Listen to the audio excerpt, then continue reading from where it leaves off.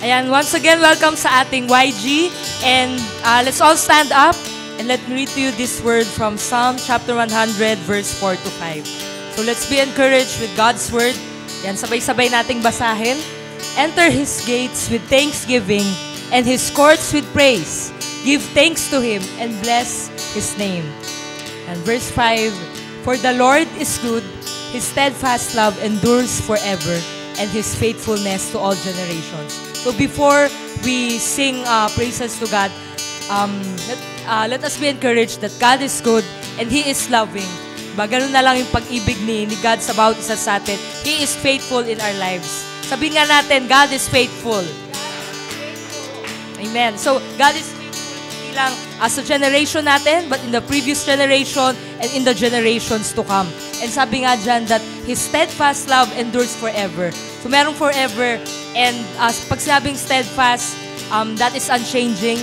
And galing yun sa word na kesed na walang hanggan. Forever yung love ni Lord sa atin. So, as we sing praises to God, as we give our highest worship, the highest glory, let's pray. Let's pray. Lord, we thank you for today. Maraming salamat, Lord, for your amazing grace. And salamat, Lord, for you are the author of our lives, Panginoon. Maraming salamat for your word and for reminding us that your love endures forever. Your love is steadfast and faithful ka sa amin, God. And in our generation and in the generations to come, Panginoon. So ngayon, binabalik namin lahat the highest praises, the highest glory, the highest honor, Panginoon. We love you, Lord. We pray this in Jesus' name. Amen.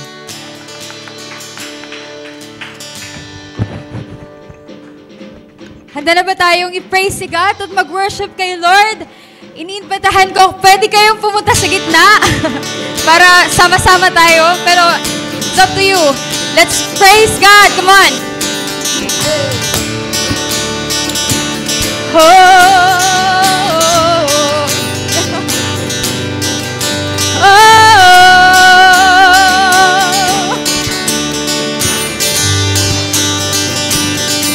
Come on.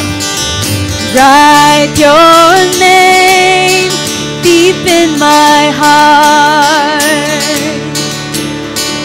Seal my soul full of your love. And your peace over my feet.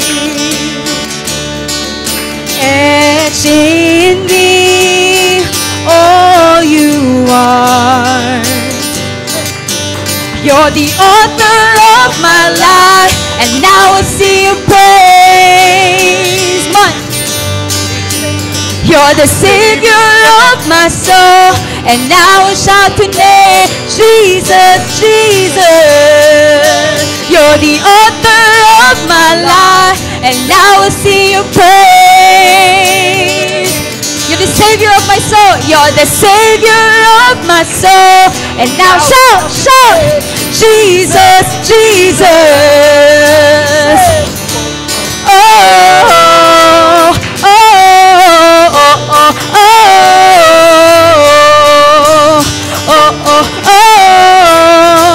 oh, oh, oh. Say, write your name deep in my heart. Seal my soul, seal my soul, full of your love. Pen your peace over my feet. Etch in me all that you are. Come on. You're the author of my life, and now I see you praise. Jesus, you're the Savior of my soul. You're the Savior of my soul. And now you shout your name, Jesus, Jesus. We sing. You're the author of my life, and now I see your praise. You're the Savior of my soul, and now we shout today, Jesus, Jesus. Oh, oh, oh, oh, oh, oh, oh.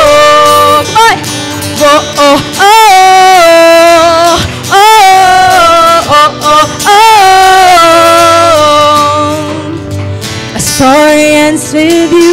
Your glory lives in me. I am alive in you. I am alive in you. My story ends with you. Your glory lives in me. I am alive in you. I am alive in you. My story ends with you. Your glory lives in me. I am alive in you. I am alive. Sing. My story ends with you. Your glory lives in me. I am alive in you. I am alive in you. You're the author of my life, and now I sing your praise. You're the Savior of my soul, and now I shout your name, Jesus, Jesus. Say, you're the author of my life, and now I see your face. You're the Savior of my soul, and now we shout your name, Jesus, Jesus. Oh, oh, oh, oh, oh, oh, oh, oh. Together. Oh, oh, oh, oh, oh, oh, oh.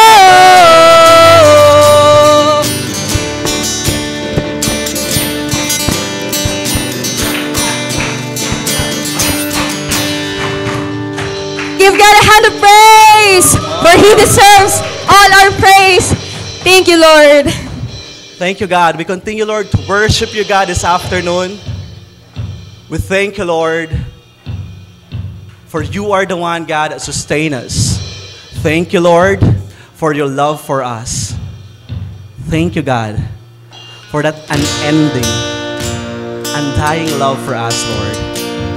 And that is the reason why we can carry our own cross. We can die daily. That's because of your love for us, Jesus. We thank you, God.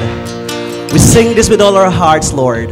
We sing this, God, with all our might, our strength, our mind, and even in all our hearts. We thank you, Jesus. In Jesus' name we pray. Amen.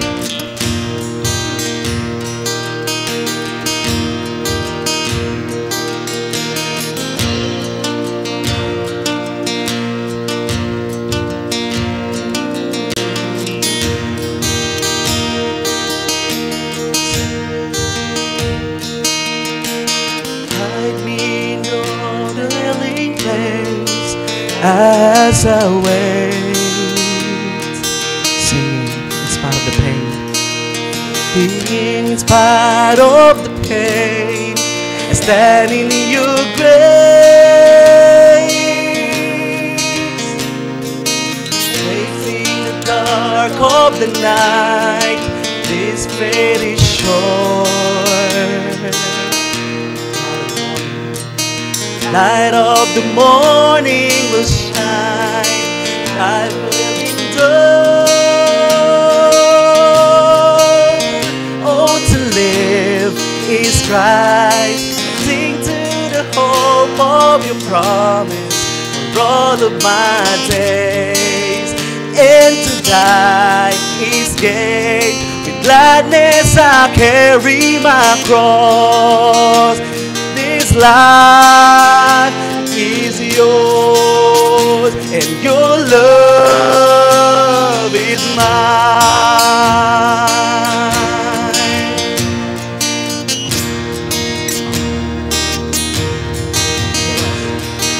Fill me with your delight as I obey. Let's declare that. Come on. Let me see all of your glory, Lord, as I pray. Give me unshakable joy as I give you my life. Oh, nothing can ever compare. You are my pride. Oh, to live is Christ. I cling to the hope of the promise for all of my days, and to die is gain. With gladness I carry my cross. This life is yours, and your love is mine. Oh, oh, oh, oh,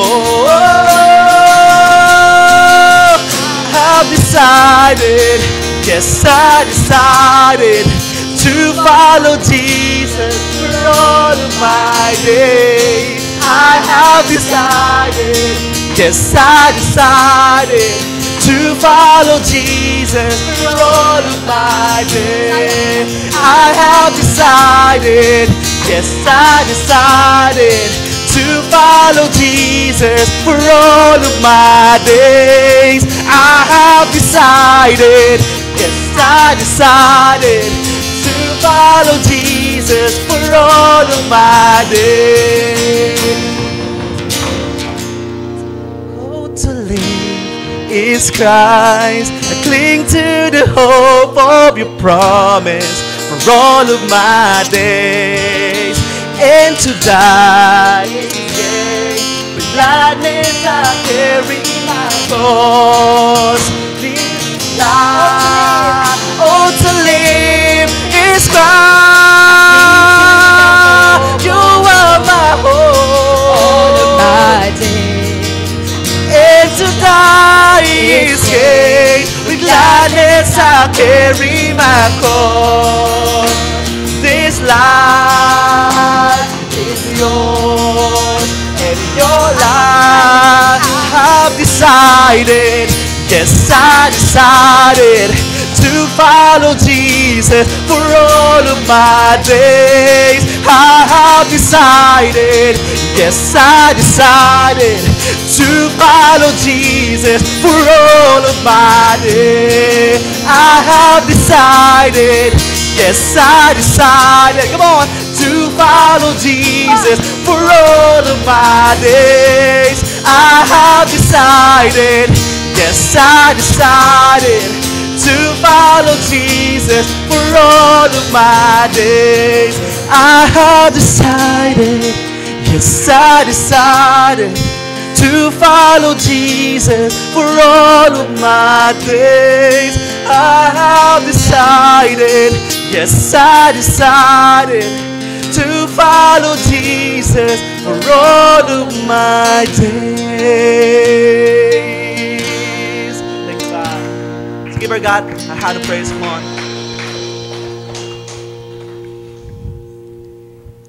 We continue to worship you, Lord.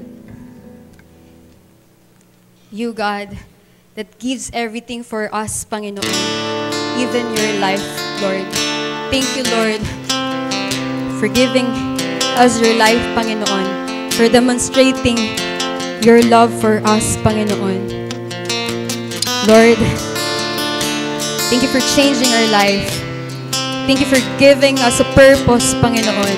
Lord, these students, you have a purpose for them. You have a good plans for them, Lord. And Lord, darating yung panahon, sasabihin na nila, nagamitin mo ako, Lord. Have all of me. Have all of me, God. Have all of me, Lord.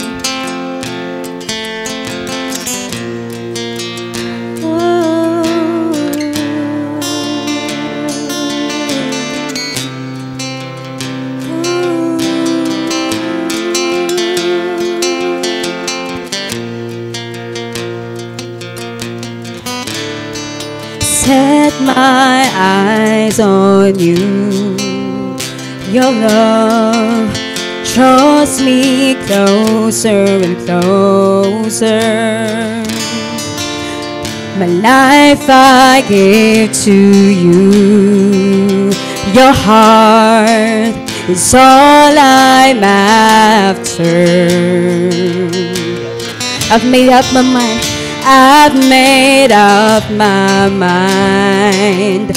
my God, there's no one else I'll follow. You have made me new, Jesus. It's only you I'll pursue. Here I am, oh Lord. You can have all of me before your throne, laying it all at your feet. Your grace has set me free. So Jesus, have all of me.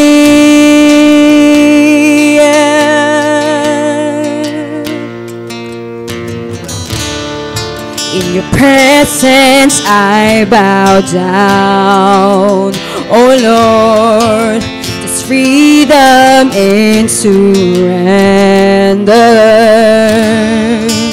You've broken every chain, my Savior, Savior. You're my one desire. Say, here I am, oh Lord. You can have all of me. You can have all of me before your throne. I'm laying it all at your feet. Your grace has set me free. So Jesus, have all of me. Yeah.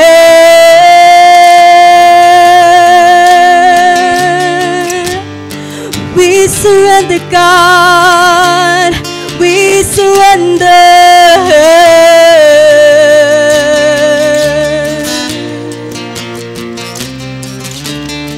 We worship you, Lord. Jesus, you're all I see. I know that you're with me. No turning back, no turning back. My cross I'll carry, though no one goes with me. No turning back, no turning back. We say, Jesus, you're all I see, God. No turning back, no turning back. My cross I'll carry, though no one goes with me. No turning back, no turning back. Sing, Jesus. Jesus, you're all I see. I know that you're with me. No turning back, no turning back. Here I am, oh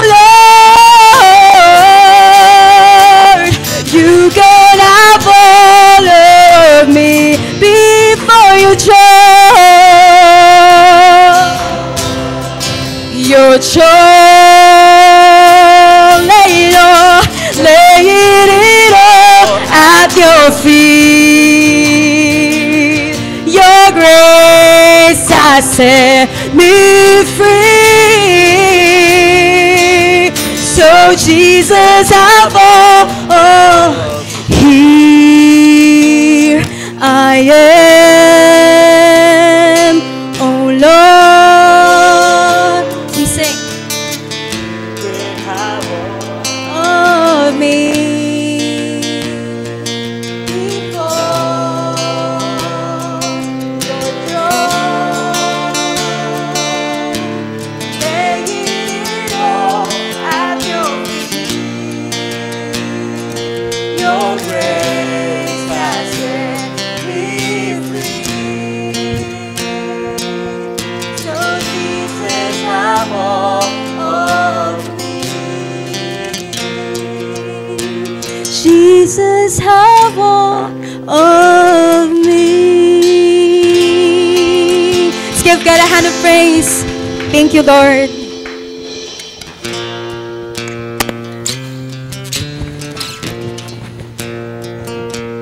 Lord, we thank you for your grace. Lord, tulad ng inaawit namin kanina, your grace has set us free. And you are telling sa bawat isa sa amin na nandito, sa bawat students, God, na minahal mo kami, Panginoon. You love us so much. Pinatawad mo kami sa mga kasalanan namin. Pinalaya mo kami, Lord. And so right now, we welcome your presence in this place. We welcome your presence in our hearts. Lord, mangusap ka sa bawat isa sa amin. And we pray, Lord, that you have all of us, God. You have all of me, Panginoon. And so, Lord, we worship you, we love you, Panginoon, and we honor you in everything that we do. We honor you in our lives, Panginoon. Maraming salamat, God. This we pray in Jesus' name. Amen. Amen. So again, let's give a hand of praise kay God. So we're now on our week 1 of our Unnorm series. So pwede na po tayong po lahat. And let's continue our YG, our youth gathering. Yan. So welcome sa mga bagong dating. And in time of giving, let me call on, syempre, one of our student volunteers from St. Clair's, Jasmine.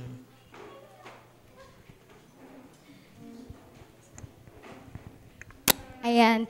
And in time of giving, let us worship God. Kanina worship natin si Lord through singing songs and psalms to Him. So right now, let us worship God through giving.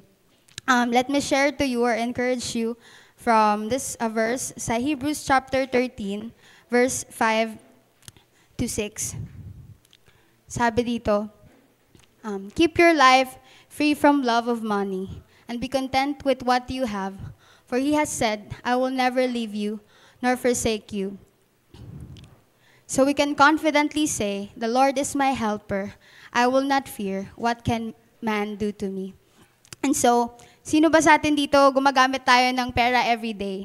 I believe lahat tayo gumagamit tayo ng pera every day. And sinasabi ng author dito sa verse 5 na, keep your life free from the love of money. Hindi naman niya sinabi na, keep your life from money. Because money is good. Create yun ni Lord para ma-help tayo, maging instrument, ma-sustain tayo, mag-provide for us. Pero sinabi ng author dito, that keep your life free from the love of money. Gaya ng sinabi ni Apostle Paul when he's writing his letter to Timothy, no? Sabi niya that the love of money is the root of all kind of evil. So, kinokontradict nun ng word, yung world. Sinasabi ng world sa atin na without money, we can't live. Kailangan meron tayong pera para mabuhay tayo. Pero yung kailangan, yung pera, meron tayo nun, hindi tayo mauubusan nun. Pero sinasabi ng word ni Lord, let us keep from the love of money. And also, sabi ni, balik tayo sa verse 5, sabi diyan, and be content with what you have. And yung contentment, ayun yung kabaligtaran ng love of money, yung covetousness. When we have the love of money, we cannot be content. And sinabi pa niya ng author, with what you have, for He has said, I will never leave you nor forsake you. And so, we can hold on to this promise of God to us, that He will never leave us nor forsake us, that He will be always on us and on our side. And so, kung palagi na natin kasama si Lord, ano pang kulang sa atin? Ano pang nilalak natin, no? Kayang i-sustain ni Lord, kayang i-provide ni Lord yung mga pinagpipray natin. Alam niya yung mga prayers na pinipray natin, even yung mga prayers na meron tayo sa mga isip natin. And so let us hold sa promise ni Lord that He will never leave us nor forsake us. So as we give, may this be an act of faith sa atin, to trust the Lord and hold His promise to us. And so we can confidently say that the Lord is my helper. I will not fear and what man can do to me. So we have our ushers para i-assist tayo to give our tithes and our offerings.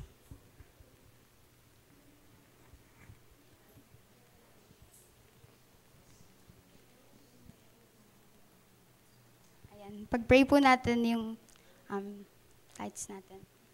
Lord, maraming salamat, God, for this time, Panginoon, that you have given us, Panginoon, to worship you through giving, Panginoon. Maraming salamat, God, for reminding us, God, that you are all that we need, Panginoon. Lord, yung money, yung things, Lord, from this world, Panginoon, it can fleet, God. Nauubos yun, Lord. Nawawala yun, God. But your love for us, God, and you alone, or Lord, hindi ka, Lord, natatapos yung pag-ibig mo, Lord, sa amin. And so maraming salamat, God, for your reminder to us, Lord, na you will be with us, Panginoon. That you will never leave us, Lord, nor forsake us, Panginoon. Maraming salamat, Lord, for the hands, Panginoon, that have worship you, Panginoon, through giving, Panginoon. I pray, Lord, that you will continue, Lord, to bless them.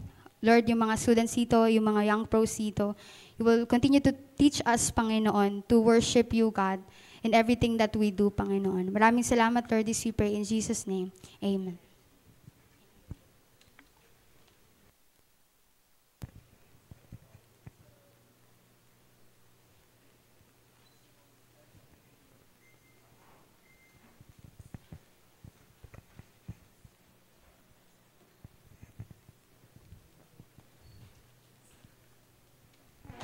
All right, so once again, good afternoon, everyone. Welcome to our youth gathering. Yan, palakpakan naman natin sa Lord. Yan, and thank you nga pala kay Jasmine din for exhorting to us dun sa time of giving natin. Ayan, welcome sa youth gathering natin and Happy New Year ulit sa atin. This is our very first youth gathering for the year 2025. Ayan, isang taon din tayong di nagkita. Char, na joke lang. Ilang months, ilang weeks lang pala yung nakalipas. So, the last time that we gathered together was December 9 yata yun, no? Yun yung natin. December 9, December 7 yun. Yun yung last na youth gathering natin. And at the same time, our Christmas party. And we're just glad na magkakasama ulit tayo ngayon sa pagsisimula ng bagong taon. So, there. And yun, gusto ko lang din na magpakilala sa ating lahat. Ayan, ano nangyari dun sa picture? Ayan, bakit yung banderitas yung ano? Okay, so, ako nga pala si Sam or Ate Sam. Yan. I'm one of your campus missionaries here in Every Nation Campus Life Nova. At yun, serving alongside with our other campus missionaries. Ayan, yung mga volunteers din natin, mga young pro and student volunteers natin. So, can we give a hand to all our volunteers and leaders? Yan, making sure na alam niyo yon yung preparation talaga ng youth gathering natin, maayos and all. And yun, ang saya lang na we have this time of the month na magkakasama tayo, no? I know, hindi lang naman pag youth gathering because some of you, I also get to see pag Sunday, yan. Pag wala tayong YG, yan, sa Sundays naman tayo nagkikita-kita. But then it's just, a joy to see all of you na, syempre, for some of you who are not available on Sundays, nakapagkita tayo pag youth gathering. And more than just seeing each other, yan, and having new friends. Yan, nakakilala ba tayo ng mga bagong kaibigan dito? Yan. Kahit na tayo, no, per table yung setup natin dito, I hope we still take the time, no, na makilala din natin yung isa't isa. Yan, high five nyo or fist bump nyo yung mga can we do that right now? Is that okay? Ayan, para simulan naman natin yung bagong taon natin na meron tayong bagong friend. Ayan, so can we do that right now? Pwede ba tayong tumayo? And can we, just roam around and get to meet new friends? Ayan, pwede nyo tanungin yung first name niya, yan, kung saang school siya nag-aaral, anong grade niya na ba, ayan. Medyo ano lang kayo, be aware lang din, syempre, baka mamaya meron tayong mga young pro dyan na magpakilala as students. Ayan, joke lang, ayan. Kasi ano no, nakaka-blend in yung mga young pros natin Feeling pang estudyante, pero gumraduate na talaga years ago. So yan, and yan,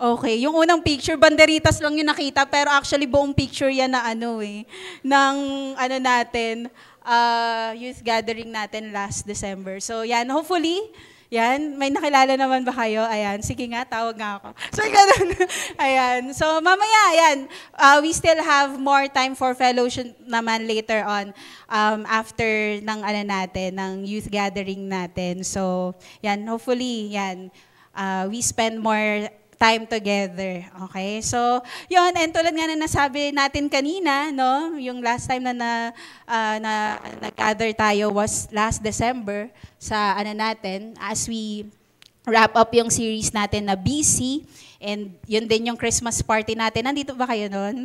Yan. Sumali kayo sa mga natin, sa mga games. Nanalo ba kayo? Ayan. And yun, ang saya lang na mag-Christmas tayo ng magkakasama. And yun, yun nga, we are serving alongside with our campus missionaries. Wala lang sila dito ngayon, pero I'll give you an update sa kanila, ayan. Kung medyo hindi nyo na muna nakikita si Ate Teray, yan.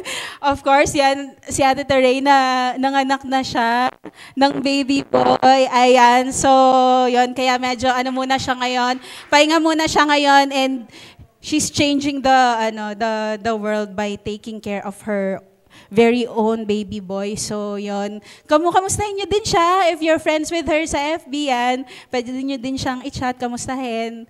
Yan. And, yun. We're also, kumbaga, celebrating with her sa bagong season nila ngayon ng kanyang husband na si Kuya Raymart. Ayan, yung mga natin, coaches ng mga natin, taga Valenzuela. Ayan. So, and some of our music team volunteers. And also, yan, si Coach Benson, yan, may family emergency lang siya ngayon, kaya wala siya today. Pero yon, chat nyo lang din siya. Hi kayo. Kuya Ben, hello. Yan. So, yan, yun lang. And then, yan, also, si Kuya CJ. Yan, si Kuya CJ naman, maybe na-update naman niya kayo sa Facebook, pero yun nga, nag-start na din yung nila, yung school nila. Nag-orientation sila nung nakaraan lang.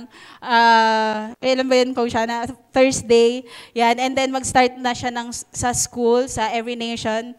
Yan, School of Campus Ministry. Yan. By Tuesday, so yon. And tulad nga ng mga pakilala namin sa kanya, sa inyo, nung mga nakaraan na for a season lang din talaga andito si Kuya CJ, kasi after din niyang gumraduate, babalik na siya sa Iloilo. Ayan. And yan, syempre, today we're also graced with the presence of, yan si Coach Ana, OG, natin dito, campus missionary natin. Hi ka, Coach Ana. Ayan. And ngayon, she's serving as our church planter in Cavite. So yan, meron din tayong mga young people na nagagather sa Cavite. So amazing lang yung ginagawa ni Lord wherever we are. No? Changing the campus, changing the world pa rin kahit saan tayo magpunta. Ayan. And also, yan, together with her, kasama niya ngayon, si Lar, isa sa mga din natin, student leaders natin sa Iloilo. Ayan. Nandito siya kayo, grabe. All the way from Iloilo. Sige, hi ka sa kanila. Ayan.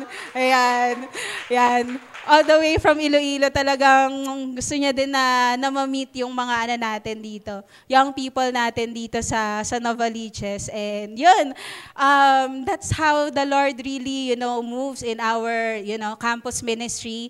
Kahit saan tayo, talagang ang heart natin, it beats for the next generation like you guys. Kaya high five niyo yung katabi niyo. Yan. High five. High five niyo na you're thankful na kasama nyo siya ngayon. Yan, kasama nyo ngayon magkakasama tayo ngayon dito. Ayan. And yun nga, we are starting a brand new series called Unnorm. Ayan. So, hindi po yan unwarm. Ayan. Baka kasi, may iba kasi talaga na medyo nalito sa pagbasa niyan kasi napakaganda ng font natin eh. Pero unnorm po yan. Ayan. So, yan yung bagong series natin. Pero bago natin i-define kung ano yung unnorm, no? Syempre, kung mapapansin natin, mag-English lesson lang. Ang root word niya, though nung chinek ko, no, actually lang din talaga siya. Wala siya sa dictionary, pero kumbaga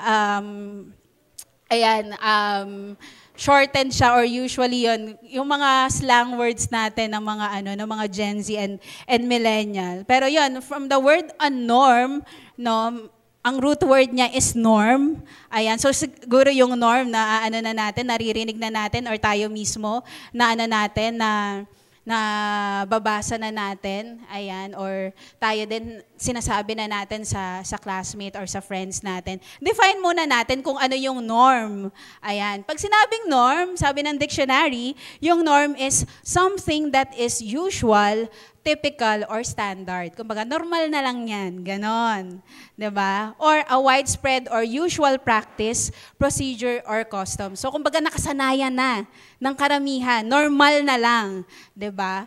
So, yun yung norm. Pero, yun nga, in the series, no, nowadays, yung mga young people, no, gusto natin na we define ways, we redefine kung ano yung standard. Siguro naririnig nyo na to yung let's normalize, tapos fill in the blanks, ganyan. And we try to redefine yung culture. Pero, syempre, tayo, no, bilang Kristiyano, yan, bilang follower ni Jesus, we don't go with the patterns of this world. Sabi nga din ng word yan, hindi tayo umaayon sa agos ng mundo na to, but we go against the flow. And makikita natin sa word ni God, mamaya as we dig deeper sa word ni Lord, no, na makita natin ano ba yung blueprint or ano ba yung ibinigay na standard sa atin ni Jesus on how we should live our lives here in this world. Kung ang mundo na to ay sinasabi sa atin to go with the flow, but as Christians, we declare that we go against the flow, right? And makikita natin sa word, no, sa word na babasahin natin mamaya, kung paanong si Jesus, He transformed yung norm, no, yung nakasanayan na, yung normalan na galawan na lang ng mundo na to. No, kung paano niya tinransform yon so that tayo, no, bilang mga follower niya at bilang mga Kristiyano, no, it enables us to live in this world, no, to live in this time na maging, kumbaga, yun nga, we don't go with the flow, but we go against the flow. And ma-distinguish din natin yung mga sarili natin that we are not part of this world, but we are, diba, we are in this world, but we are not of this world. We are followers of Jesus. And siguro, ayan, just to help us understand better, no, kung ano ba yung norm ng mundo na to, mga galawan ng society natin ngayon, ng mundong ginagalawan natin. Probably you have heard this, no? As long as you're happy, it's fine. There's no right or wrong really. Ayan. Pag masaya ka, gawin mo lang kung ano yung makakapagpasaya sa'yo. 'Di ba? Wala namang tama or mali. Ikaw na lang yung magde-define nun. 'Di ba? Maybe you have heard that or maybe kayo mismo nasabi nyo na yan sa mga sarili nyo, wala naman talagang tama or mali. Basta susundin ko lang kung ano yung nasa puso ko.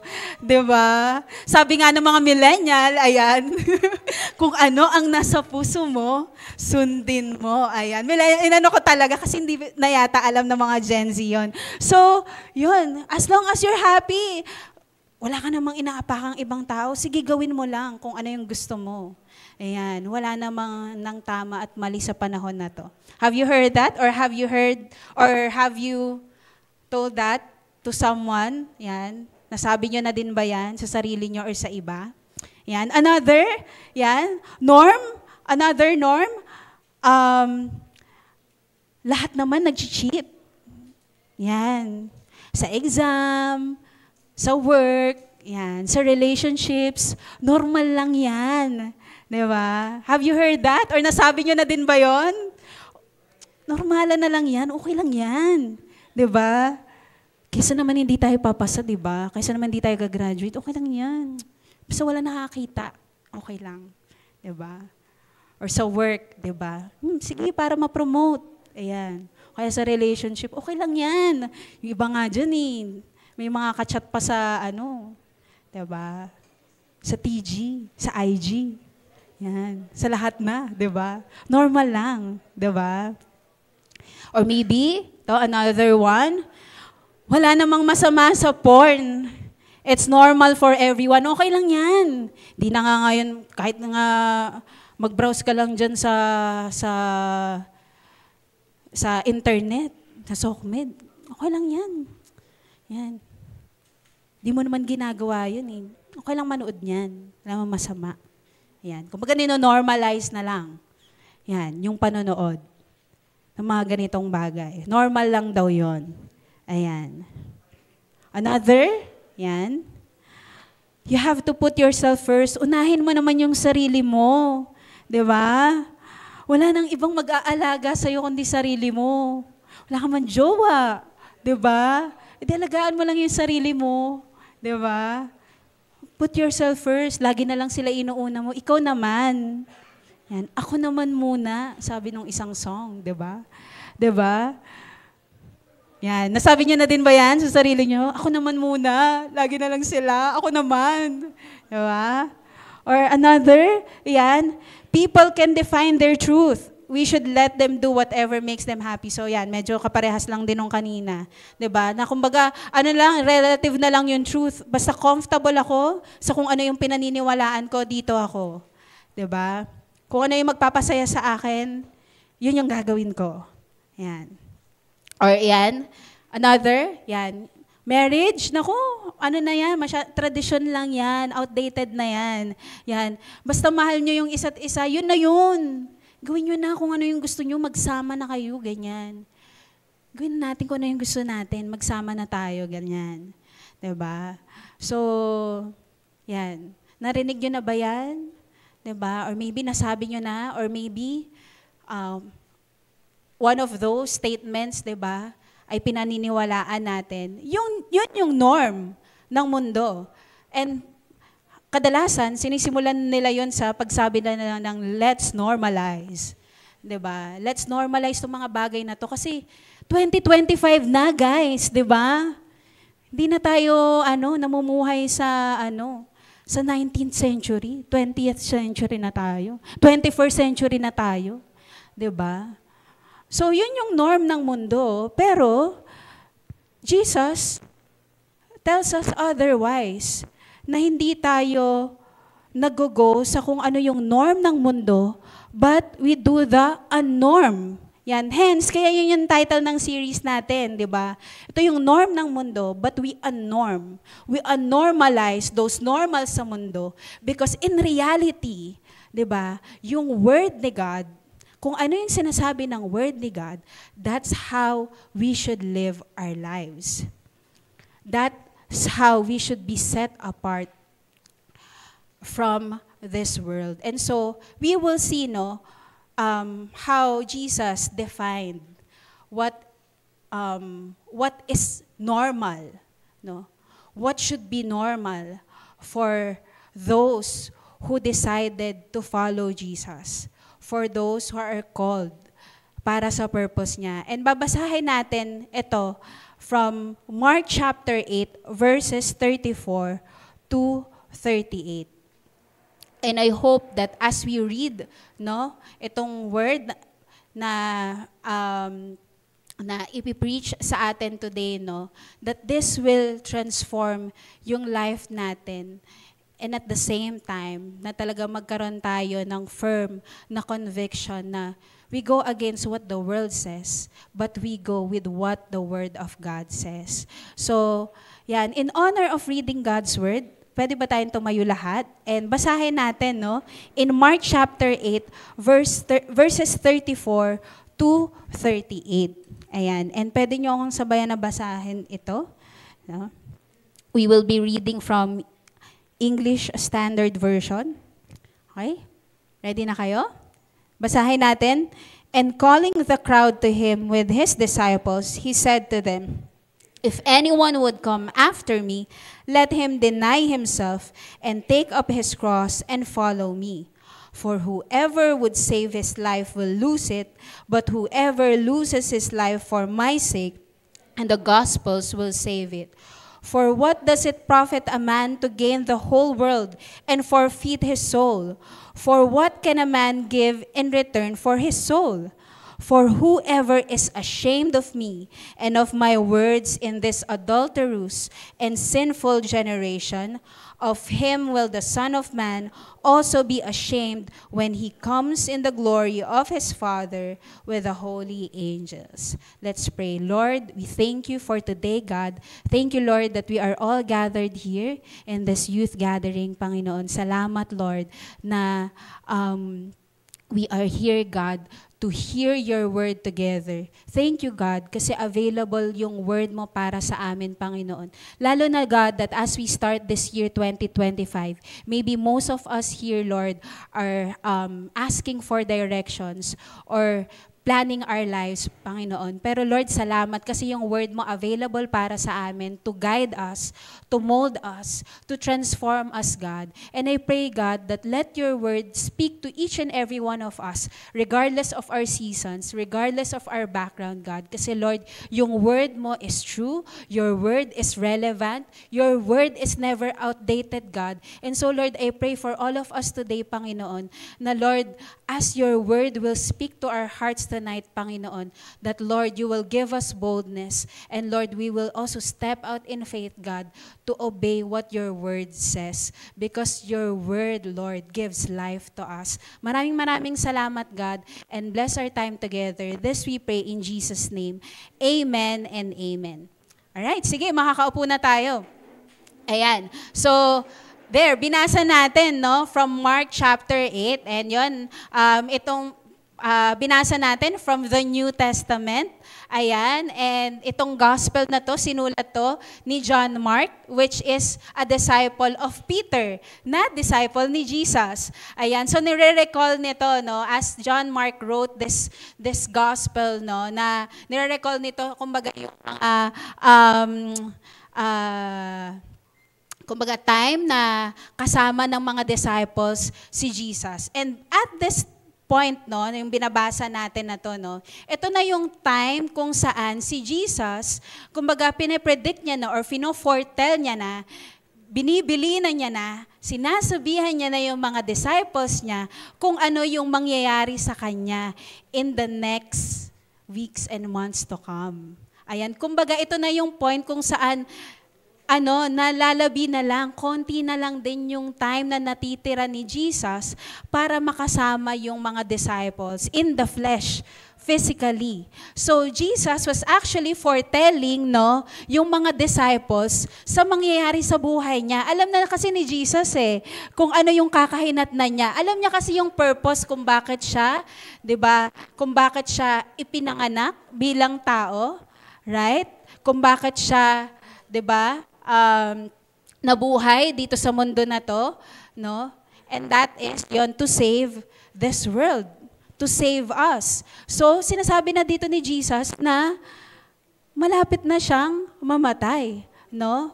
Malapit na siya na ipako sa krus, no? But as we know, no, syempre hindi naman yun natiling hanggang doon lang, right? He also foretells his resurrection, na after his death, he will rise again. He will rise again. He will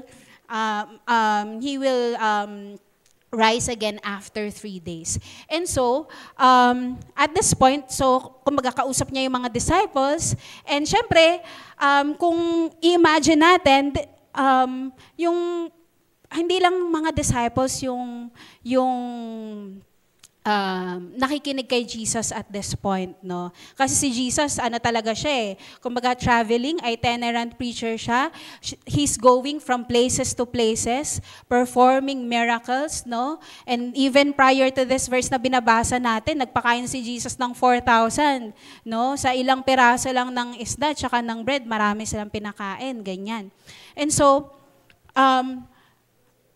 ma-imagine natin na hindi lang yung mga disciples, yung 12 disciples, yung kasama ni Jesus, pero may mga crowd din silang kasama. Kasi nga, syempre si Jesus at this point, sikat na siya all over eh. Kumbaga nababalitaan na ng mga tao, ay, merong doon, teacher doon, nagpagaling ng may sakit.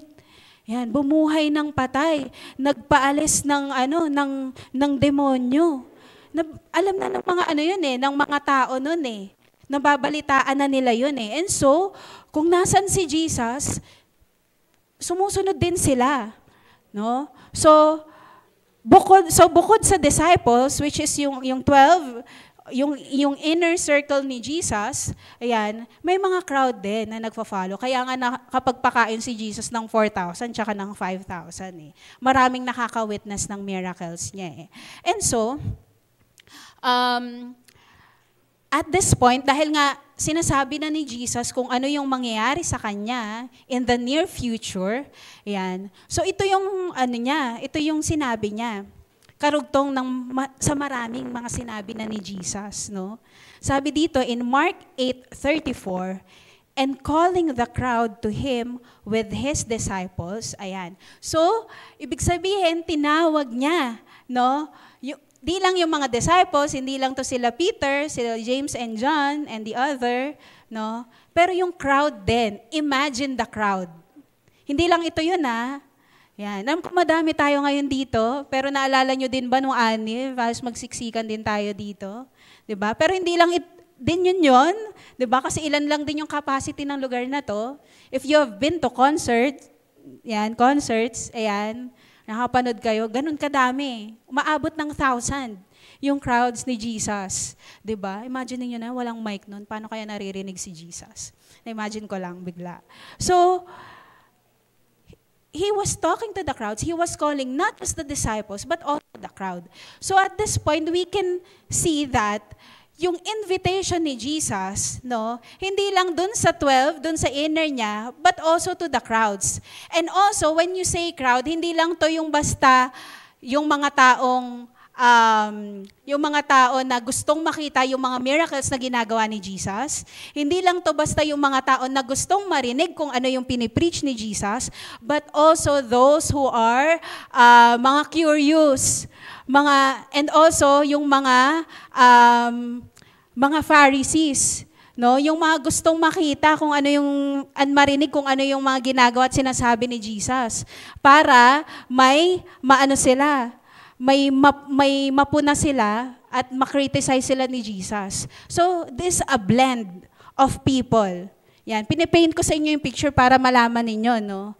Ganun yun, no? Yung crowd na sumusunod kay Jesus. Hindi lahat doon talagang gustong mag-follow sa Kanya, pero yung iba doon talagang mga nakikiusi lang.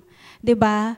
Mga talagang usi lang to the point na kapag may nahanap sila na parang controversial na sinabi ni Jesus or sasabihin ni Jesus, nako, for sure, ito na. Ayan. 'Di ba? Kumbaga ground nila yon for whatever thing na gusto nilang gawin kay Jesus. And so, we can see from here, sabi doon, crowd and disciples, yung tinawag ni Jesus. At in-invite ni Jesus to what?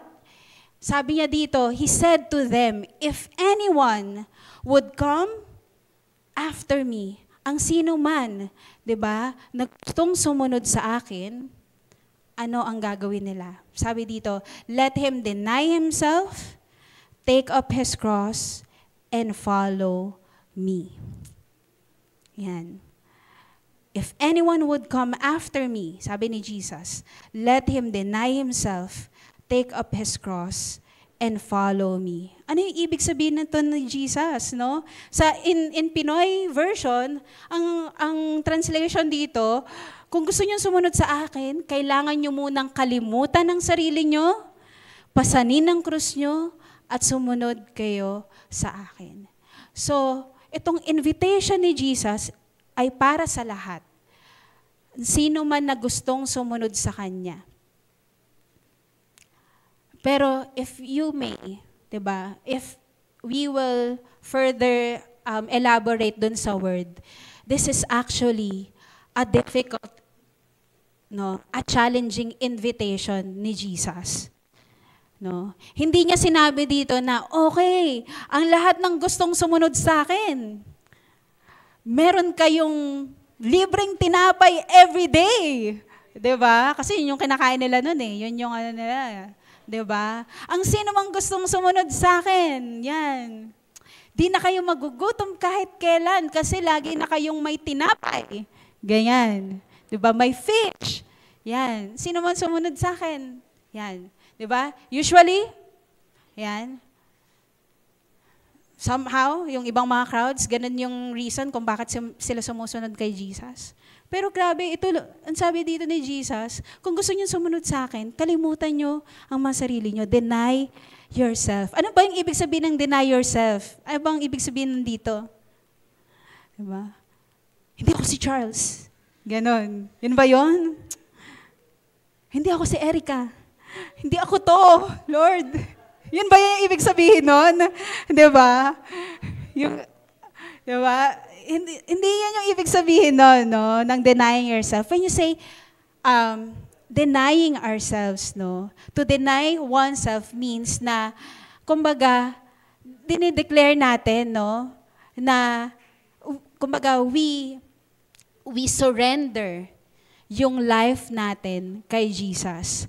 Nire-renounce natin or kumbaga tinatalikuran natin anuman yung self-centered ambition na meron tayo, yung self-centered priorities na meron tayo, self-desires na meron tayo, and we say, Jesus, you're all I see. Jesus, you're all I need. Jesus, you're all I desire. O, diba? Yun. Hence, yung mga kinanta natin kanina. Diba? Is that making sense to you now? Yan, yung mga kinakanta natin. Ayan. Na we veer away or kumbaga tinatalikuran natin yung kung ano man yung mga bagay that will, that will tend us to focus on ourselves and we say, Lord, ikaw lang yung kailangan ko. Ano man yung self-centeredness, selfishness na meron ako, Panginoon, I surrender that all to you and I want to live for you, Jesus. No? I want na yung buhay ko naka-anchor sa'yo. Yan. And when you say, taking up your cross, hindi to literal na may bubuhatin kang cross sa araw-araw, no? Hindi ito yung penitensya na may buhat-buhat kang krus. Ayan, sige nga, buhatin nyo tong krus na nandito. Ayan, pauwi. Papuntang school. Diba? It's not a literal taking up the cross. But it means na dala mo yung weight of suffering for Christ's sake. Kasi, when we follow Jesus, hindi lang siya basta, alam mo yon, all, good and nice. Si Jesus, never siyang nag-sugarcoat pagdating sa pag-follow sa Kanya. Pag nag-follow ka sa akin, yes, kasama sa promise ni Jesus. Sinabi nga niya din sa word niya na He came for us to have life and have it to the full. But at the same time, kaakibat ng pag-follow natin kay Jesus, we will also endure or we will also experience suffering. And this is not just suffering, no, nang dahil nag-suffer tayo sa consequences ng sin natin, hopefully hindi naman yon, but suffering for Christ's sake. Kasi nga, sabi natin, ito yung mga normal na galawan sa mundo, 'di ba? Pero we go against that, right? Have you ever experienced this, 'di ba? Na natatakot ka na mag-share ng gospel sa classmate mo for the fear na baka i-persecute ka, na baka i-outcast ka na sa magkakaibigan, baka malabelan ka na ng weird, yan, church girl, church boy, 'di ba? For that kind of fear na ano tayo, 'di ba? Baka sabihin sa atin, ang baduy naman natin, 'di ba? Kaya ano lang tayo, nakikiblend in na lang din tayo sa crowd. 'Di ba? Hindi na ma-distinguish kung Kristiyano ba tayo hindi. Kaya nung minsan may nagtanong, 'di ba? Anong mo, religion mo? Christian kami. Talaga ba? Christian ka? Hindi halata. Ganyan. Hindi nakikita kasi, din, di ba? Yung kilos natin, yung galawan natin, parang katulad lang din ng sa mundo. Wala tayong pinagkaiba sa mundo. And so, ganun yun. When we follow Jesus, you'll be set apart. You'll be identified talaga as follower ni Jesus. Hindi lang siya by name. Hindi lang natin sinabi na Kristiyano tayo by label, pero talagang isinasapamuhay natin. Yung buhay ba natin nagre-reflect sa character ni Jesus. So kasama yun na dahil kung nag-decide tayo na mag-follow kay Jesus, we decide to live according to His word, to His ways, aasahan na natin, matik na yun, meron tayong may encounter na suffering. May encounter tayo na persecution. 'Di ba? And kasama yun sa cross na nadadalhin natin, na i-carry natin. 'Di ba? Na yung cross kung saan napako si Jesus, cross, it symbolizes death and humiliation. At the same time sa atin, cross symbolizes death to ourselves. Hindi na tayo yung namumuhay. Hindi na yung sarili nating kagustuhan yung nasusunod. But we are living for Jesus. 'Di ba? Our lives are totally surrendered to Jesus. Kung ma-humiliate man tayo or mapahiya man tayo sa mundong ito, okay lang. Kasi we identify ourselves with Jesus. Kung pagtatawanan ka ng mga classmate mo, ng mga ka-work mo, dahil sa faith na meron ka kay Jesus, ano ba naman yon, yung humiliation na yon na ma-identify ka as Christian compared sa klase ng humiliation that Jesus faced on the cross because He died for us. He died for our sins so that we might live. That's what it means to take up our cross. Sometimes, na din tayo, we are torn between, 'di ba? Gusto ko bang parang magsiserve ba ako kay Lord? Or ito uunahin ko ba to? Kasi yung mga kaibigan ko, miss na ako eh. Gusto na nila akong makasama sa namin eh. Happy namin, party namin, di ba? Ito ba, you're torn between, gusto mong i-honor si Lord sa exam mo. Di ka mag-cheat, pero naku, kapag hindi ako pumasa dito, hindi ako gagraduate, papagalitan ako ng nanay ko. Baka hindi niya na ako pag-aralin. Diba? Hindi niya na ako suportahan. And sometimes, taking up our cross, it means like that. It means, standing up for what is right, for what the Word of God says. Diba? And, leaving that behind. Leaving all of those things behind so that we can, continue to follow Jesus.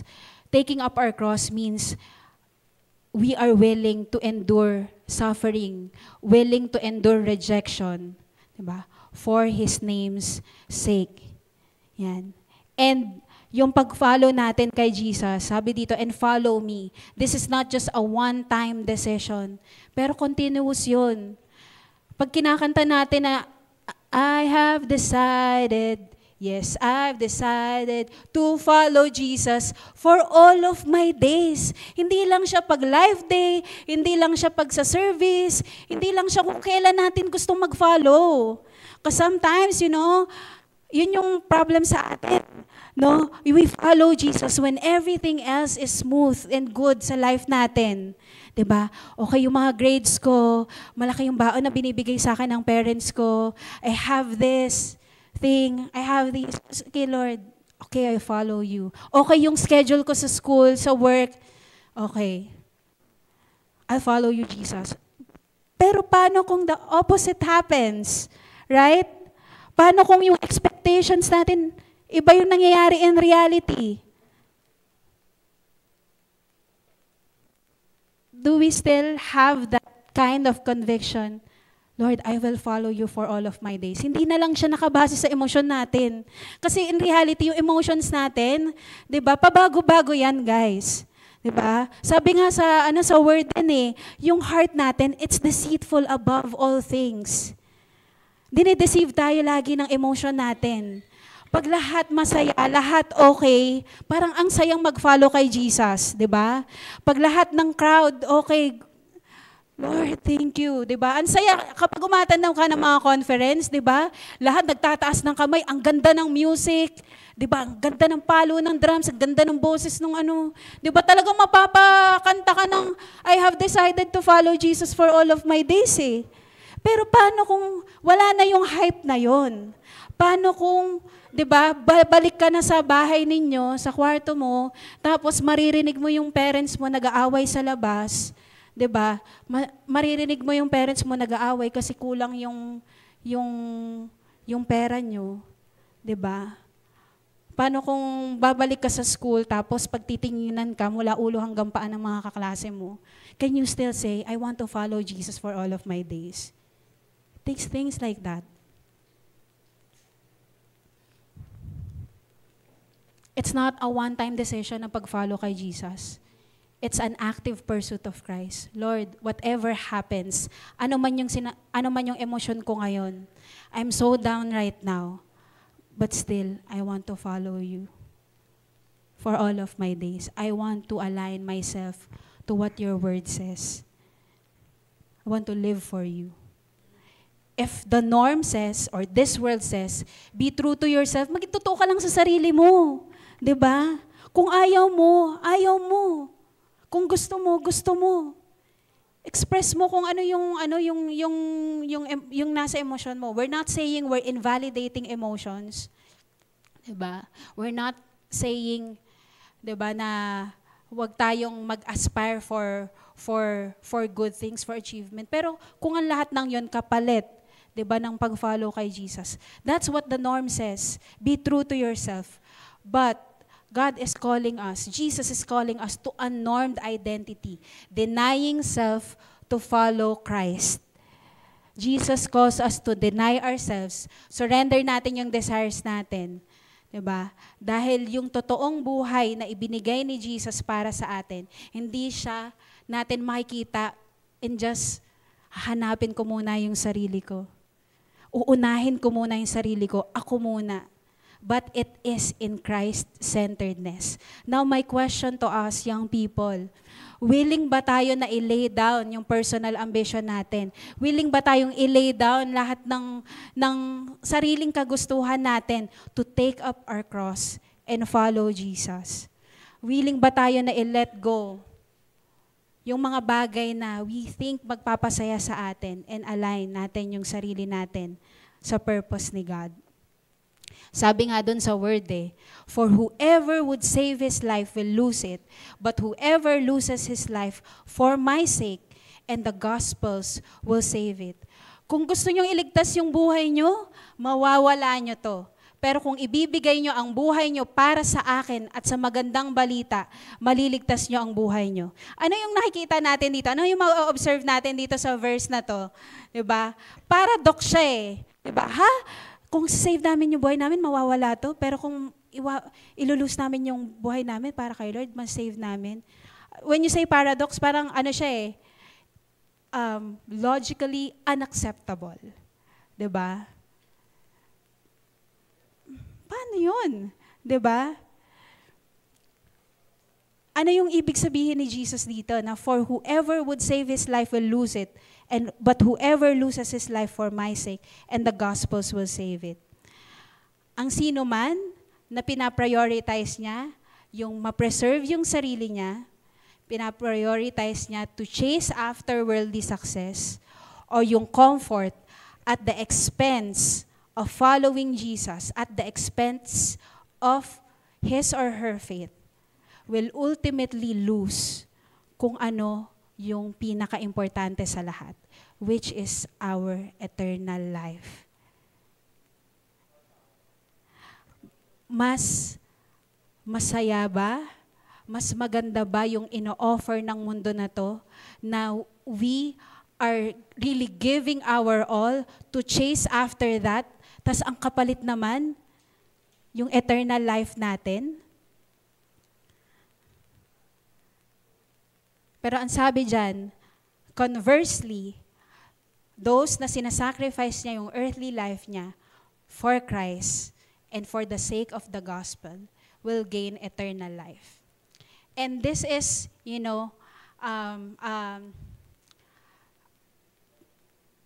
ito yung ano sa atin,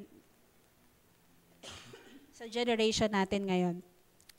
We are always in fear of missing out.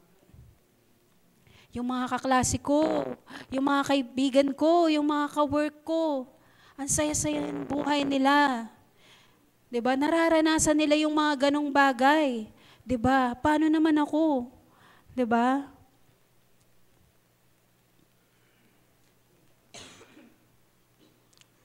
Sa takot natin, ma-miss out. Kasi sabi nila, we only live once. Sige, dapat maranasan ko lahat ng yan. Yung magjowa, boyfriend, girlfriend, ganyan. Tapos, yung jowa mo, inaaya ka. 'Di ba? Na sige, gawin na natin to. Ginagawa naman nato ng lahat eh. 'Di ba? Sabi ng mga klase mo, sige na, try mo na yan. Wala namang mawawala. 'Di ba? We are always in fear of missing out. Yun yung lie ng world sa atin. Yun yung lie ng enemy sa atin. Na in fear of missing out what the world offers, 'di ba? Na ang daming nawawala sa atin. But in reality, 'di ba? In reality, when we lose ourselves for the sake of Christ and for the gospel, we will save ourselves. Kasi sa una lang masaya, sa una lang masarap yung sin. Ang pang-entice niyan talaga, masaya. Ang pang-entice niyan talaga, masarap. Okay lang yan. Walang nakakakita sa'yo. 'Di ba? The enemy will always tell you the opposite. Yung laging ang ganda ng niya, ng front niya. Have you experienced this? Ang ganda ng trailer ng napanood ng movie. May upcoming movie, ang ganda ng trailer. Uy, parang gusto mong panoorin yan. Nag-aya ka pa. Tapos nung napanood mo yun, yung pangit naman pala ng plot. Sayang yung pinambayad namin sa sine. Sayang yung 300 o 500. Kung ginastos ko na lang sa ibang bagay. Pero movie pa lang yun Paano pa yung buhay natin mismo? Yun nga yung reason kung bakit namatay si Jesus on the cross. Para ma-save yung life natin, for us to have eternal life. 'Di ba? Paano pa yung life natin mismo? The world will tell us, the enemy will lie to us and say, okay lang yan na gawin mo. Masarap yan. Yan yung pang-front niya lagi. 'Di ba? And hindi na natin namalayan, 'di ba? We already lose our life. And we suffer. 'Di ba? Hindi ka na nag-suffer for Christ's sake Nag-suffer na tayo sa consequences ng sin. We're not saying that we will be perfect, 'di ba? We are in the journey of being, 'di ba? Sanctified as we follow Jesus. From time to time, we will make mistakes. But I hope, as young people, ito nga kaya nga available sa atin yung word Kaya nga ito yung center lagi ng natin ng youth gathering natin Yes, nagpapa-games tayo. Yes, we meet new friends. Magaganda lahat ng yon. Gusto ni Lord yon para sa atin. 'Di ba? That we enjoy our season as young people. But at the same time, this is the center ng kung bakit tayo nag-gather. At ito yung natin, yung guide natin sa buhay. This is made available for you and for me. Dito yung manual natin kung paano tayo mamumuhay. How will we know? Paano natin malalaman kung paano tayo mamumuhay kung hindi din natin alam yung word? Paano natin malalaman na hindi na pala nakaka-honor kay God, hindi na pala will ni God yung ginagawa natin. Kaya we thought, okay lang yung mga bagay na yun. Normal lang yun. Di ba? Yung mga inano natin, in-enumerate natin kanina, kala natin okay lang yun, normal lang yun. Normal yun sa mundo. Yun yung ginawa ng enemy eh. Di ba? Na inormalize yung mga ganong bagay. But in reality, ang norm natin ito. Yung salita ng Panginoon, na doon tayo mamumuhay according sa ways niya, according sa word niya. Pero kung hindi natin alam to, how are we able to live yung life natin ng according sa will niya? Sabi natin, sinasabi natin, Lord, gusto ko malaman kung ano yung will mo. Gusto ko malaman kung ano yung purpose mo para sa buhay ko. Pero hindi naman natin binabasa yung word niya. Paano natin malalaman? 'Di ba? Kaya I hope yan, sa atin, di lang din pag youth gathering, I hope that we'll have this our prayer. And even your coaches, hindi pa tayo gumagraduate sa pagbabasa ng word ni God. I hope as we start this year, we'll have an intense desire, a deeper desire to know Jesus more. If we really want to follow Jesus, alamin natin yung will niya through His Word. Available yung Word sa atin. Ayan. Kaya sabi din, what does it profit a man? Diba? Ano daw yung mapapala natin kung makuha nga natin yung buong mundo? Ano yung mapapala natin kung makuha natin lahat ng gusto natin? Pero mawawala naman sa atin mismo yung buhay natin. Diba? This is a rhetorical question. Diba? Ibig sabihin, dapat alam mo na yung sagot. Wala. Sabi nga din sa Pinoy version, syempre wala. Wala tayong mahihita dun. Diba? Wala kang profit. Pag sabing profit, yung kumbaga, yung ano yung kikitain mo eh. Diba? Kung sa business, ano yung balik nun sa'yo? Kung mag-gain mo nga yung buong mundo, pero mawala mo naman yung soul mo. Syempre wala. Wala talaga. 'Di ba? Or what can anyone give in exchange for their soul? Dito pinapakita ni Jesus, infinite yung value ng soul natin, guys. Huwag nating ipagpalit sa saglit na na pleasure of this world. Pleasure saglit lang talaga 'yan. 'Di ba? Pero huwag nating ipagpalit yung life natin for the pleasures of this world. And no material possession or achievement can ever compensate sa loss ng soul natin. Again, we're not saying, 'di ba, yung mga material na bagay, sabi nga din kanina dun sa exhortation, 'di ba? Yung money, tool yan para may baon tayo, may pangkain tayo and all. Pero kung mas mamahalin natin yung pera, mas mamahalin natin yung material possession, in exchange for loving Jesus, we lose our soul. If the norm says, sige, i-chase natin yung success. Success, pag komportable ka, pag na-achieve mo na yung mga gusto mo, pag secure ka na in life, 'di ba? Pag may ganito ka ng dami ng pera, may milyon-milyon, limpak-limpak na salapi ka na, accomplished ka na, sikat ka na, success yun.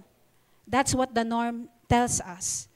But Jesus is calling us to unnormed priorities. 'Di ba?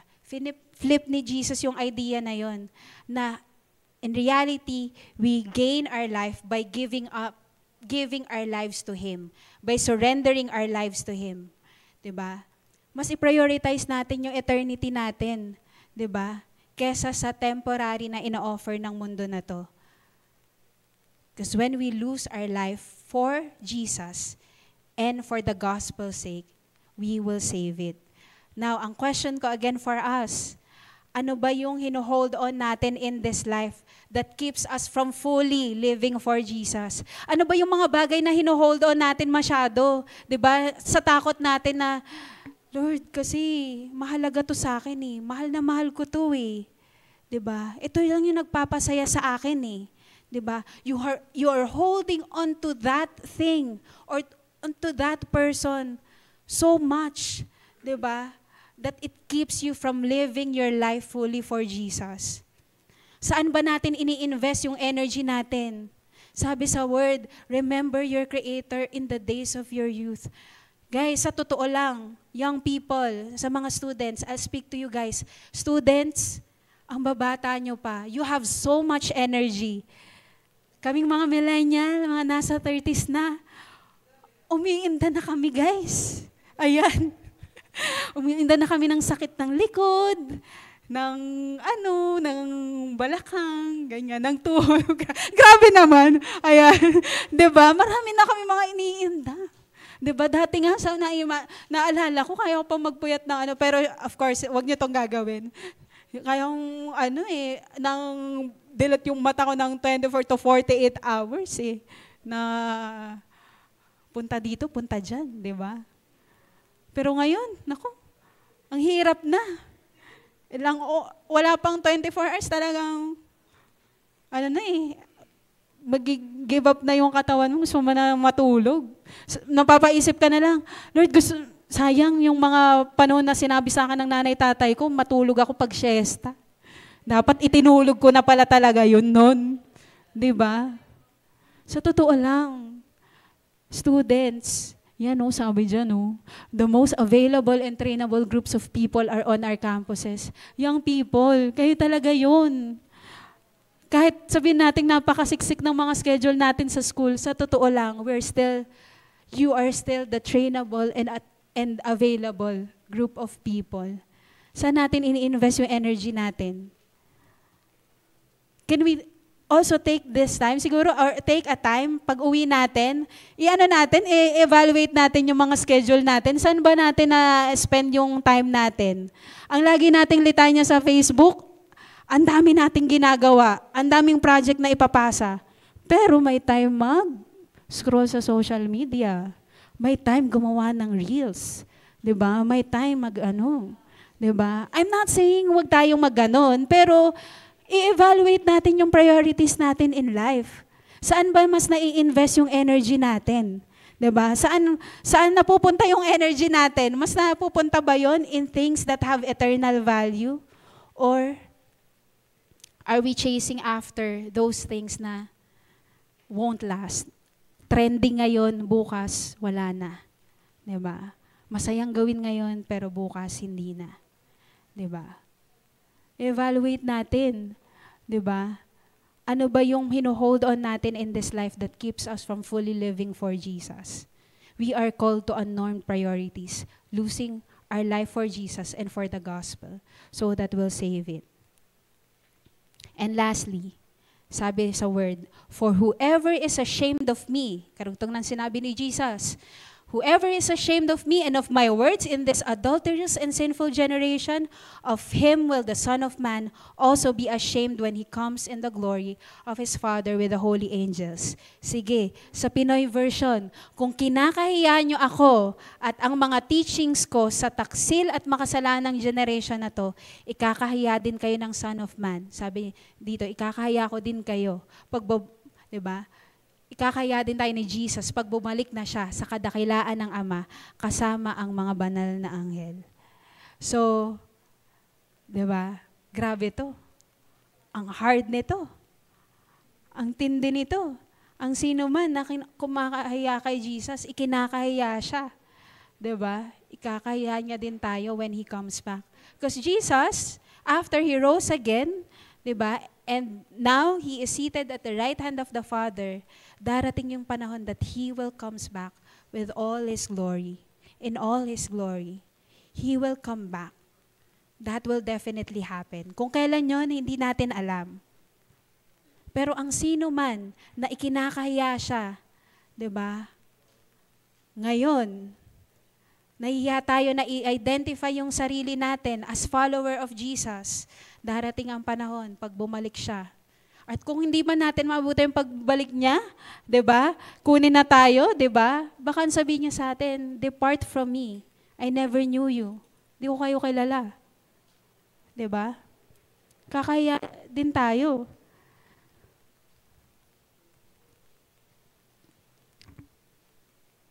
Pag 'yon, natatakot tayo, share yung gospel. Kasi mababado yan sa ating mga kaklase natin. 'Di ba? Or say, kung hindi naman, kunwari yung mga trending na issue din talaga sa Facebook, tapos tatanungin ka ng classmate mo, naniniwala ba kayo dito?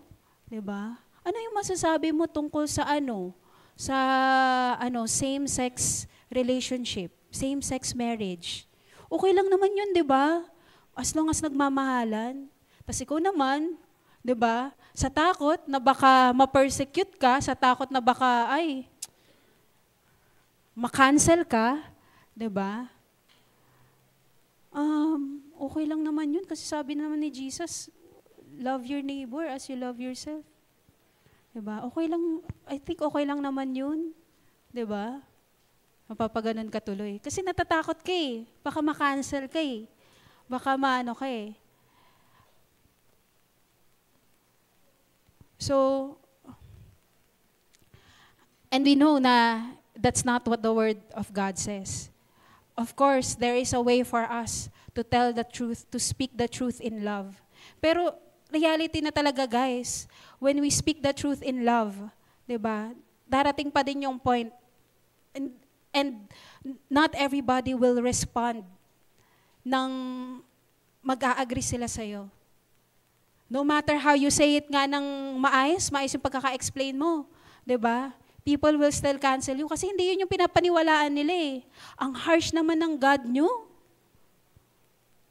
Bakit niya hindi hayaan yung dalawang tao na nagmamahalan? God is love, 'di ba?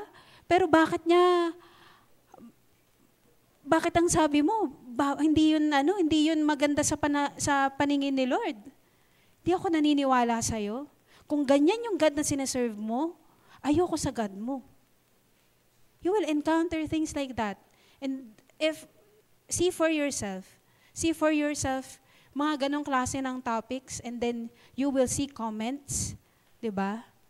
In social media, and also, kahit in face-to-face conversation,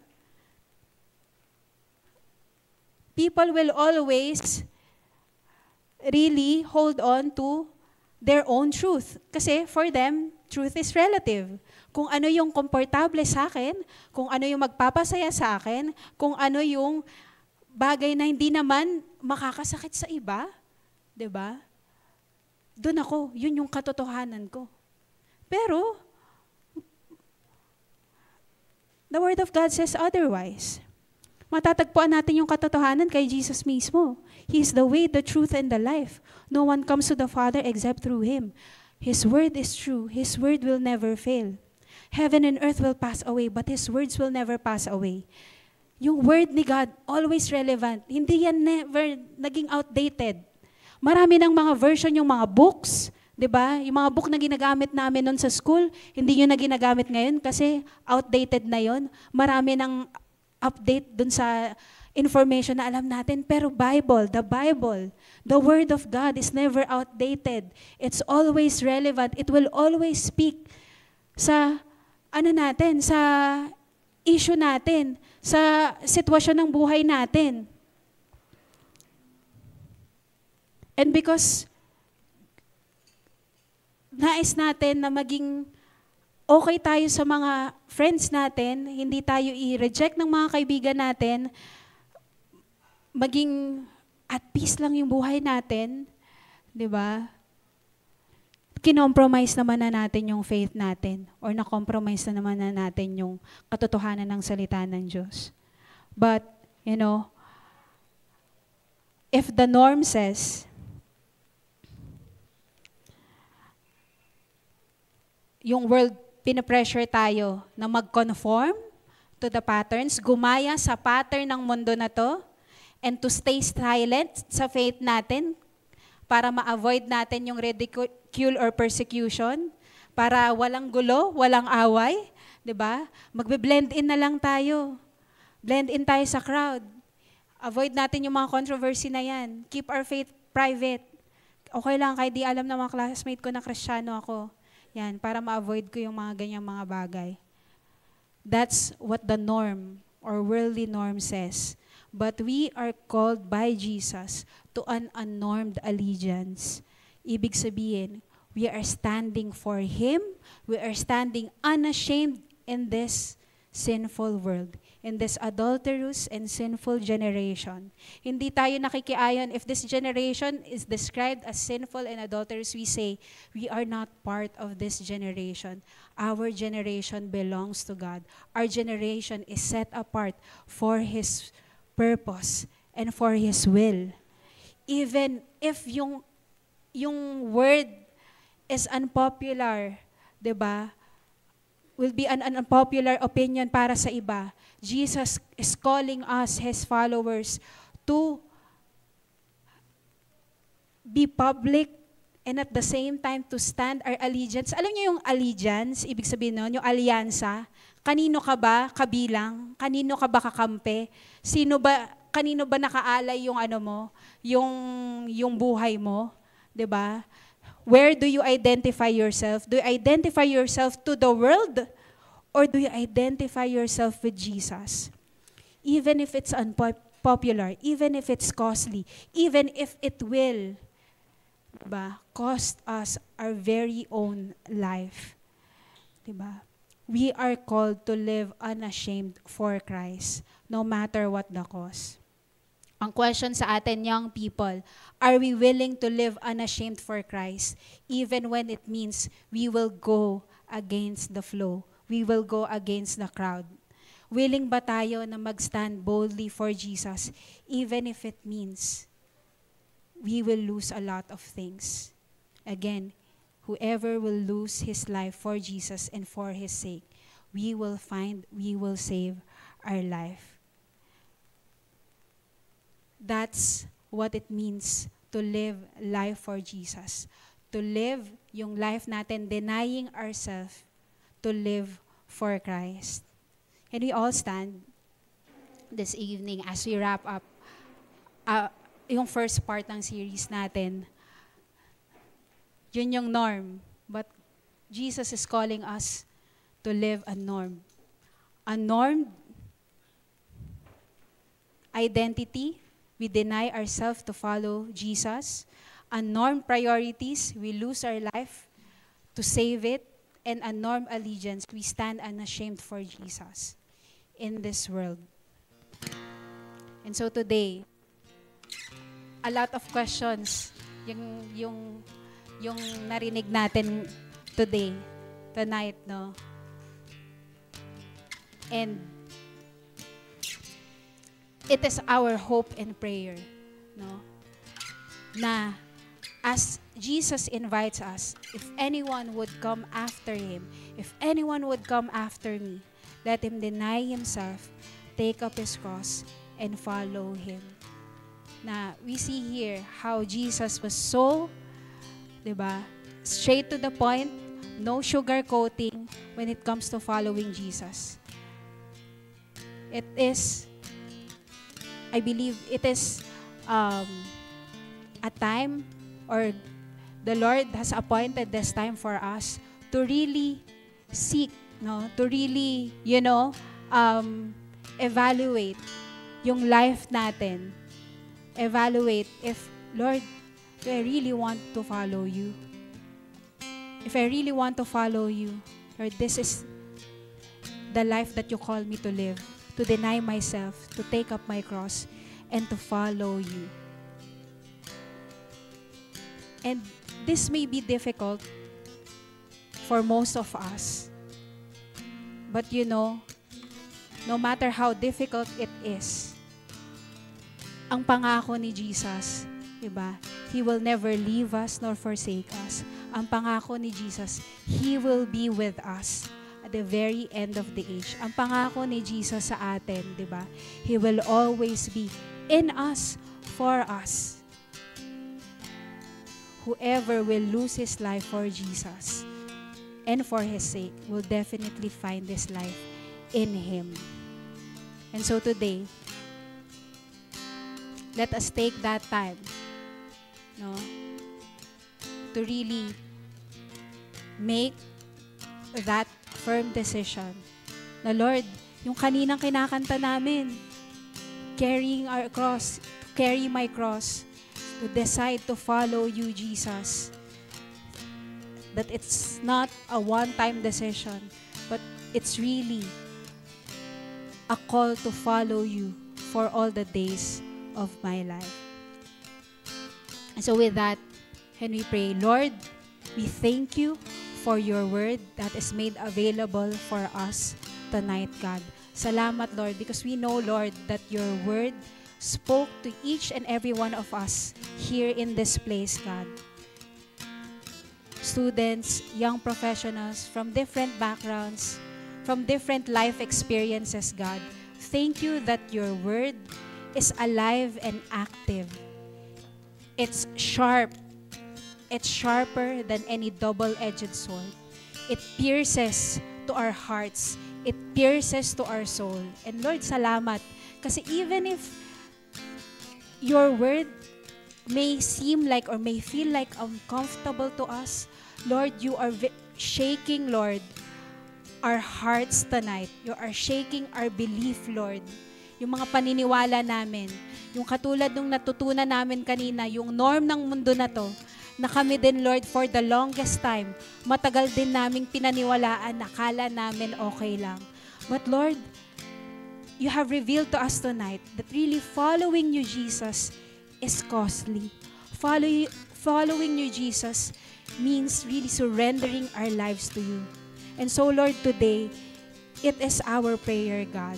And Lord, for all of us here, may we really firmly decide, God, to deny ourselves, to follow you, Jesus, to take up our cross, Panginoon. Lord, maraming salamat because, Lord, we know these things we cannot do without you. The call to follow you, Jesus, is not about just doing it all by ourselves, but it's really an act of faith, Lord, na mag-follow kami sa iyo, Panginoon, knowing, God, that as we lose our lives for you and for your sake, God, we know, God, na yung life namin, Panginoon, is in your hands. And so, Lord, ang dalangin namin tonight, God, help us surrender, Lord, every part of our lives to you, Panginoon. Turuan mo kami, God, to trust, Lord, to trust you and your word and your plans for us above our own, Lord, and to seek you, God, to seek your kingdom first above everything, Lord. Lord, maraming pressure yung mundo sa amin, yung mga kaibigan namin, maybe our very own families, mga taong nakapaligid sa amin, Panginoon. Pero I believe, Lord, that this generation, these young people, Lord, that is hearing your word tonight, God, you are calling us, Lord, to live boldly for you, to live unashamed for you, God, even if it means, Lord, being different from other people. Because that's how you called us, Lord, to live a life set apart for you, Panginoon. Kaya, Lord, dalangin ko, Panginoon, salamat, Holy Spirit, because, Lord, you'll be the one who will guide us, who will mold us and strengthen us, Lord, to really, Lord, hindi lang maging cliche, hindi lang by words namin sabihin, Panginoon, yung decision namin na mag-follow sa'yo, but, Lord, to really move in faith, Lord, that we will, Lord, seek you first. We will prioritize, God, our faith to you over our fear, Lord, of rejection or ridicule ng ibang tao sa amin, Panginoon. Lord Jesus, give us the courage to stand for you no matter what the world says. Help us, God, to be unashamed of the truth of your word. Dalangin namin, Panginoon, tonight, God, give us a deeper and intense desire of your word for us, Panginoon. So that, Lord, hindi lang nun gabayan yung buhay namin, but at the same time, Lord, yung life na meron kami, God, will also be a light to other people. Light to them, Lord. I believe, Lord, lahat sa amin dito, meron pa kaming mga kaibigan, meron pa kaming mga family members, God, na hindi pa nakakilala sa'yo. Or maybe they're also the ones who are rejecting us and persecuting us for the faith that we have, Lord. But in reality, Lord, hindi namin sila kaaway. Lord, they are also for you, God. They are also, Lord, you are also mindful of them and you love them as well, Panginoon. Kaya, Lord, dalangin namin, more than us, Lord, being high and mighty when we come to our families, when we go to our school, Lord. Lord, dalangin namin, yung character mo, God, yung Christ-likeness, Panginoon, makita sa amin, Panginoon, so that your light will shine as well, Lord. to the lives of those very people that we are also reaching, God. Lord, remind us, Panginoon, remind us, O Lord, na yung rewards of being in your presence, rewards of being identified with you, Jesus, it outweighs, God, lahat ng mga sacrifices na meron kami, Panginoon. Lord, tonight, God, Lord, ikaw yung mag-seek ng hearts namin, Panginoon. If there's anything else or if there is anyone else, Lord, na naghihinder sa amin, Panginoon, or that is keeping us, God, to live our lives fully for you, Panginoon. Lord, we make a decision tonight, God, to leave it all behind, to surrender everything of those things, Panginoon, to surrender all of those, Lord, and to really decide, Panginoon, to live for you, Lord. Holy Spirit, meet us to where we are right now. Strengthen us, Panginoon. If we are feeling weak, Lord, we have doubts, Lord. Lord, dalangin namin, Panginoon, that let your word and your love be enough for us, Panginoon.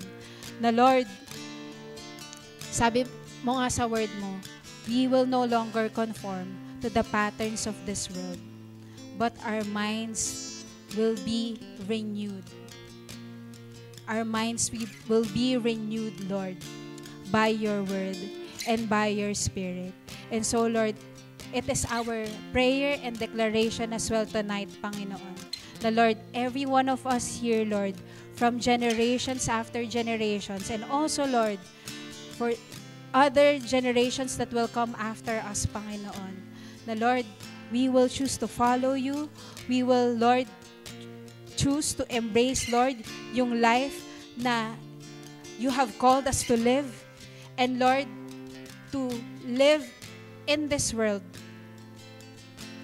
even when it looks unnormal to them, Lord, that, Lord, we will live for you, and we will live, God, according sa word mo, Panginoon. Fill us with your spirit and lead us, Lord, into your truth every day. And Lord, tonight, God, as our act of faith and as our declaration, Panginoon, the Lord, this very song that we will sing tonight, God, hope, Lord, na hindi lamang namin to kakantahin just because we know the lyrics of the song or because, Lord, ang ganda ng melody ng kanta. But Lord, let those words sink in, Panginoon, at maging declaration din ng buhay namin, Panginoon. Na Lord, we will live for you. That, Lord, we have decided to follow you, Jesus, for all of our days. Maraming salamat, Panginoon. Salamat, Lord, na bawat isa sa amin dito, Panginoon, ay iyong pinatawad, and at the same time, Lord, iyong minahal at patuloy na mamahalin, Panginoon. And that, Lord, starting today, God, that our lives will be for you, God, and that, Lord, you will guide us, God, in every day of our lives, Panginoon, to live according to you, Lord, and to your purpose. Salamat, Lord. This we pray in Jesus' name. Amen and amen. Let's sing to God.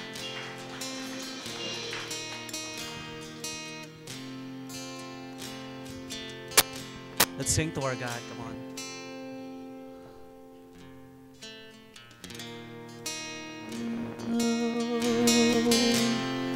We surrender.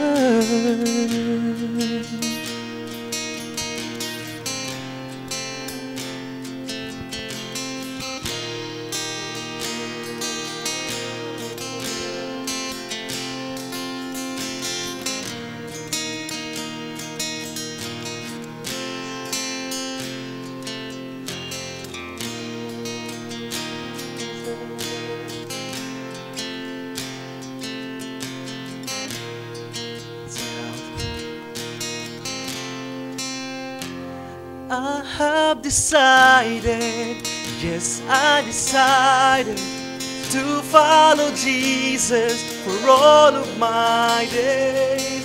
I have decided, yes, I decided to follow Jesus for all of my days. I have decided. decided, yes, I decided to follow Jesus for all of my days. I have decided, yes, I decided to follow Jesus for all of my days. Oh, to live is Christ. To the hope of the promise for all of my days. And to die is gain. With gladness I'll carry my cross. This life is yours, and your love is mine.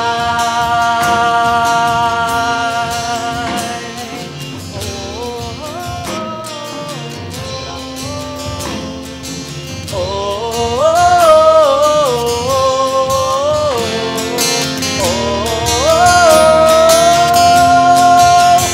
I've decided, yes, I decided to follow Jesus for all of my days. I have decided, yes, I decided to follow Jesus for all of my days. Oh, to live is Christ. Oh, for all of my days, and to die is gain. With gladness I carry my cross. This life is yours, and your love is mine.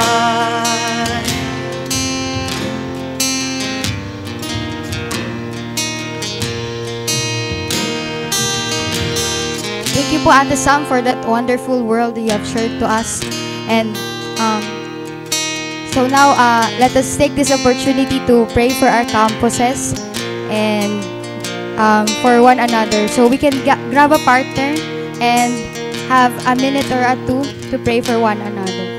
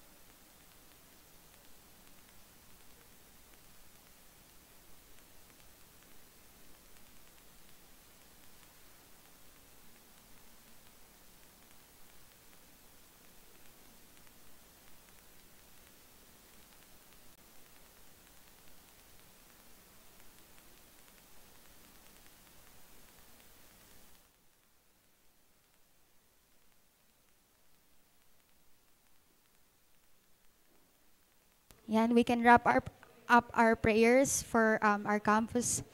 And Lord, maraming salamat, God, for our time together, Panginoon. Lord, na naka-receive kami ng word mo, Panginoon. And Lord, itinataas namin sa iyo yung mga campuses na meron kami, Lord. Each students, Lord, na nandito, Panginoon. I pray, God, Lord, na tulungan mo kami, God, na mamuhay, Lord, ng set apart, Lord, Lord, from this world, Panginoon. Tulungan mo kami, God, na mamuhay, Lord. God, katulad ng decision namin, Lord, to follow you, Lord, all the days of our lives, Panginoon. And I pray, Lord, na mas marami pa kami, Lord, na mga estudyante, Lord, na makasama, Lord, in the next YGs, Lord, to come. Maraming salamat, Lord, for this night. This we pray in Jesus' name. Amen.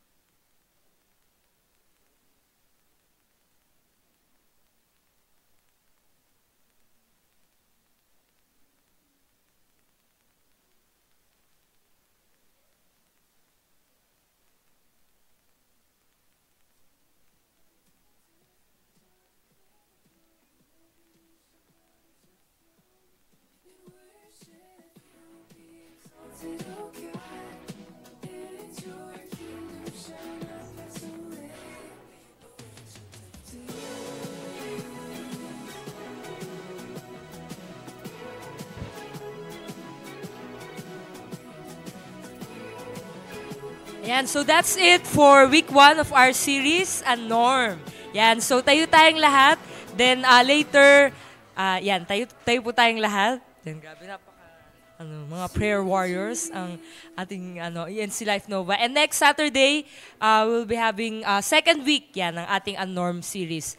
So with that, let's pray. Lord, we thank you for our YG. Maraming salamat, Lord, for your word. Thank you, Lord, kasi ikaw ang gather sa bawat isa sa amin. Lord, we pray that you give us the grace, Lord, na ma-share to, Lord, sa ibang mga tao and sa mga tao, Lord, na aming i-disciple. Lord, we pray that you continue to give us wisdom and strength.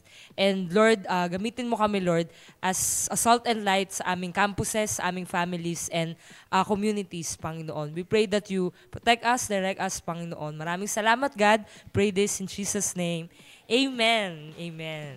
Yan. So, let's take a picture dito sa, dito sa... So, thank you for joining us sa ating youth gathering. So, thank you for our Freedom Wall. Yan, syempre with our creatives team. Yan, so pwede tayong after we take a picture, pwede tayong may mga tayo dyan, paintbrush, so they can write yung name nila.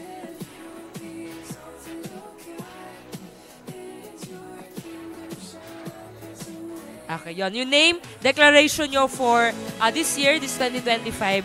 And, yun, to go, hashtag? Yan, hashtag, go against the flow. Hashtag, unnormal.